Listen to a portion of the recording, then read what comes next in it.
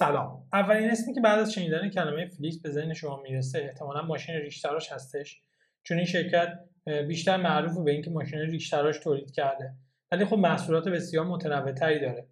امروز می‌خوایم در مورد شرکت فیلیپس و نحوه شکلی اون با هم دیگه بیشتر بدونیم. با من همراه باشید.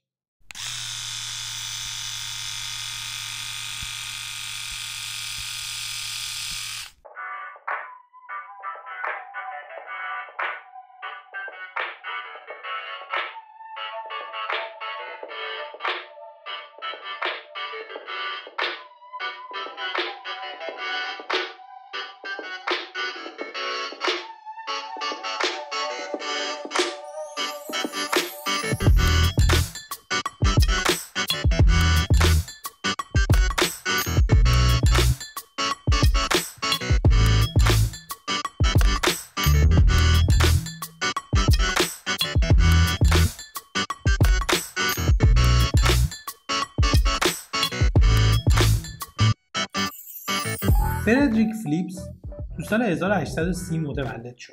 خانواده فیلیپس به تجارت تنباکو مشغول بودند. تو سال 1891 شرکت فیلیپس و شرکا تو آیندهوون هلند توسط فردریک فیلیپس و پسرش جرارد تأسیس شد.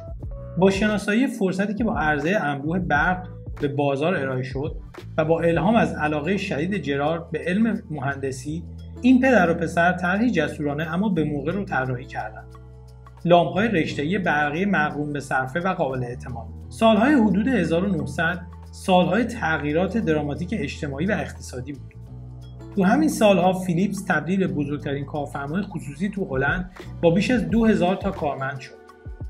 همونطور که تولید صنعتی انبوه داشت سرعت می‌گرفت، جرارد و برادرش آنتوان تو زمینه مسکن، بهداشت و درمان و ورزش سرمایه‌گذاری کردند.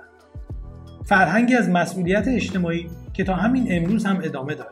با تشخیص ارزش تحقیقات علمی برای نوآوری محصولات، اولین آزمایش تحقیقاتی فیلیپس به اسم فیلیپس نت لب تو سال 1914 افتتاح شد. زیر نظر دکتر ژیل هولست، این آزمایشگاه اشتیاق دستیابی به بالاترین استانداردهای تحقیقاتی رو داشت و شروع به پروژه‌های رویاپردازانه کرد، مثل بررسی فناوری‌های نور در حال حضور به منظور کشف منابع جدید نور، در حالی که پیشرفت غیرمنتظرش تو لوله‌های اشعه ایکس در نهایت نشان دهنده شروع سرمایه‌گذاری فیلیپس تو فناوری بهداشت بود.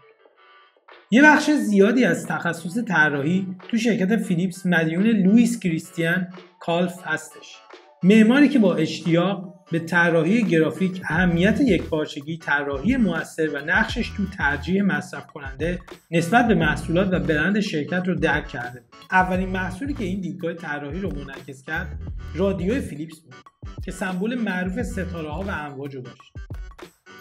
تو دهه 1930 فیلیپس پیشتازانه‌ترین محصولش یعنی ریش تراش الکتریکی با تیغ‌های چرخشی رو معرفی کرد به اسم فیلیشیو، که با طراحی ارگونومیک و ظاهر جذابی که فیلیشیو فیلیپس داشت، این محصول شروع کننده عصر کالاهای مصرفی بود. این یه موفقیت سریع بود برای شرکت فیلیپس که باعث شد زمینه رو برای محصولات جذاب و متمرکز بر مشتری فراهم کنه.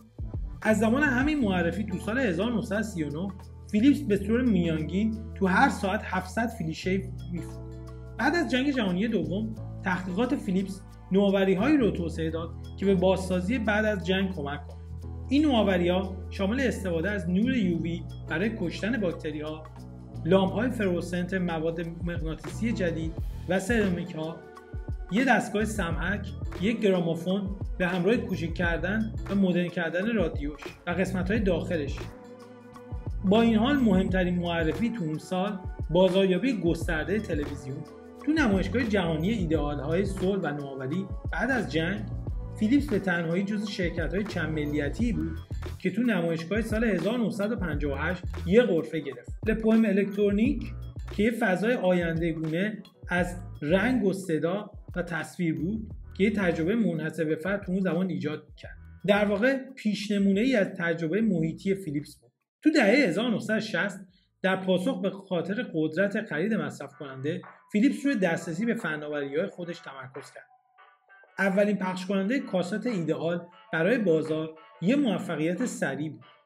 این محصول یه استاندارد جهانی برای ضبط نوار بود و تعیین کرد که به دنبالش اولین پخش کننده استریوی کامپکت و بعدش هم اولین پخش کننده‌های رادیو کاست قابل حمل و خودرویی اومد. تو سال 1971 با طلوع عصر ویدئو، فیلیپس اولین ضبط کننده ویدیو کاست یا همون VCR رو راه اندازی کرد.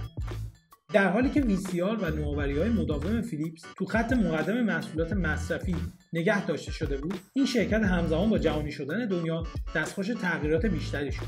تو دهه 1980 به خاطر پیشرو بودن فیلیپس تو زمینه تصاویر و صدا و اطلاعات، این شرکت تو خط مقدم فناوری‌های دیجیتال نوظهور باقی موند. معرفی‌های فناوری‌هایی شامل دیسک نوری، سیستم‌های ارتباط نوری و یکی از بزرگترین موفقیت‌هایی که داشت، کامپکت دیسک یا همون CD که با همکاری شرکت سونی توسعه یافته بود. با پیچیده‌تر شدن و فراگیر شدن فناوری، دهه 1990 شاهد ظهور محصولاتی بود که برای استفاده آسان‌تر و تجربه راحت‌تر طراحی شده بودند.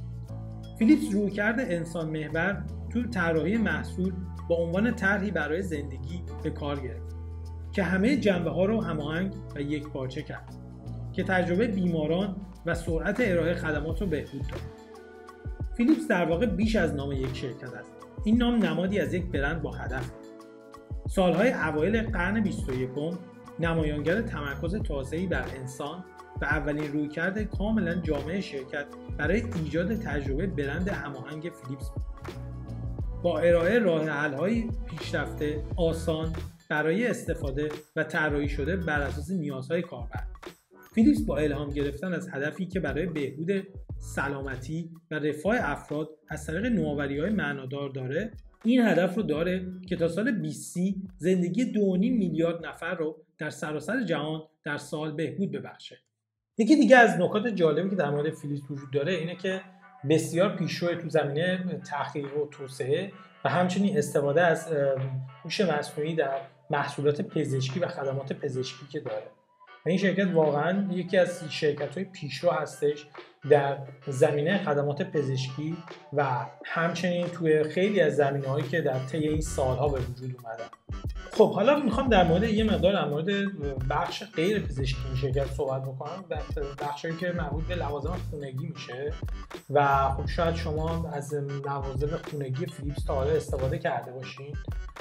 واقعا میشه گفت این شرکت واقعا کیفیت قابل قبولی داره لوازم خونگیش و من خودم به عنوان مصرف کننده این بعضی از محصولات این شرکت واقعا راضی بودم از محصولاتی که این شرکت تولید میکنه و خب این یه واقعیتیه که وقتی نام فیلیپس میاد روی یه محصولی، این اطمینان خاطر به کاربر داده میشه که اون کیفیتی که مد نظرش هست رو واقعا دریافت میکنه از اون محصولی که داره خریداری میکنه. خب اینم ویدیو فیلیپس بود. امیدوارم از این ویدیو خوشتون اومده باشه.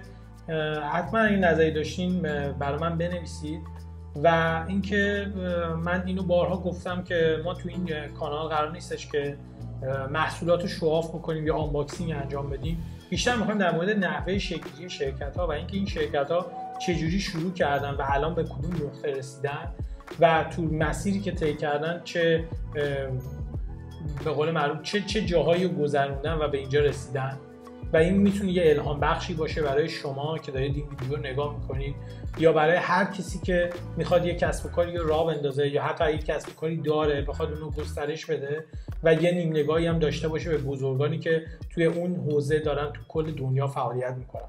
خیلی ممنون. توی ویدیو دیگه میبینمتون.